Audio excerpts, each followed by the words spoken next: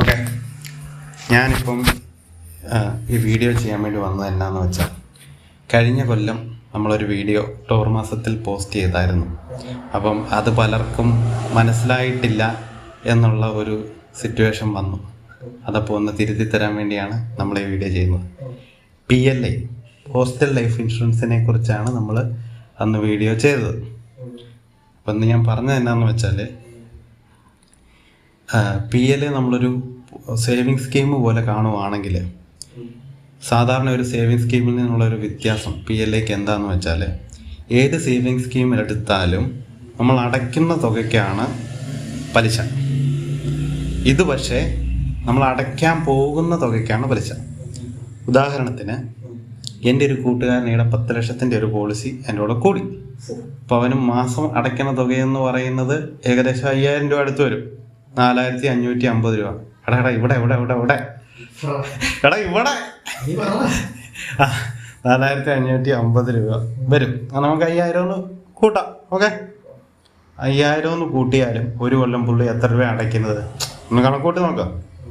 12×5 60,000 രൂപ.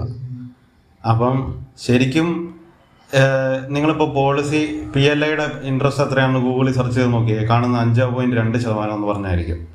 അയ്യേ, ഇത്ര ഉള്ളോ എന്നായിരിക്കും വിചാരിക്കുന്നത്. ശരിയല്ലേ?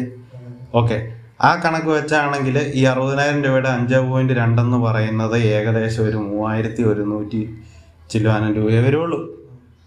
അപ്പം അതാണ് ശരിക്കും വരേണ്ട പലിശ അല്ലേ? പക്ഷേ നിങ്ങളുടെ പോളിസി അക്കൗണ്ടിലേക്ക് ഓരോ കൊല്ലവും ഡിപ്പാർട്ട്മെൻറ്റ് ആഡ് ചെയ്യുന്ന തുകയെന്ന് പറയുന്നത് 52,000 രൂപയാണെന്ന് ഞാൻ പറഞ്ഞാലോ.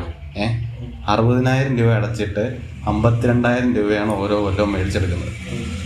കാരണം ഈ 5.2% എന്ന് പറയുന്നത് പലിശയല്ല, ബോണസാണ്. ബോണസ് എന്ന് പറഞ്ഞാൽ 10 ലക്ഷം രൂപ നിങ്ങൾ സം അഷ്വേർഡ് കൂടുന്നുണ്ടെങ്കിൽ ആ 10 ലക്ഷം രൂപയുടെ 5.2% ഓരോ കൊല്ലവും നിങ്ങളുടെ അക്കൗണ്ടിലേക്ക് വരുന്നത്.